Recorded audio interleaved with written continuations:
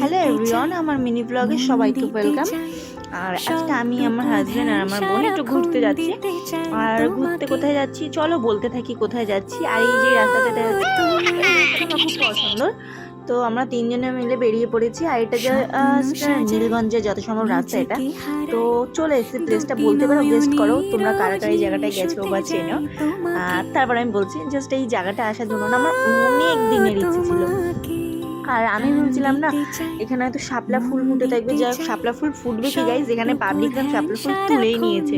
তো পাশে দেখছিলাম শাপলা ফুল বিক্রি হচ্ছিল। তো আমাদের একটা আন্টি বলছিল যে নৌকা চড়ার জন্য, যেহেতু গাইজ আমি নৌকা চড়তে খুব ভালোবাসি বাট ভয়ও পাই, সাঁতার ফাতার জানি না। তার বোন বলছিল থাক চড়া লাগবে না।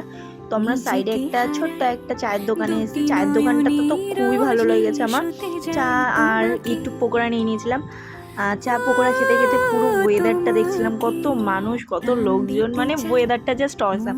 এখানটা আসার জন্য যে ভিতর রাস্তাগুলো আসতে হয়েছে, মানে গাড়ি নিয়ে আসতে হচ্ছে, ওয়াও গাইজ, মানে আমার খুবই পছন্দ হয়েছে।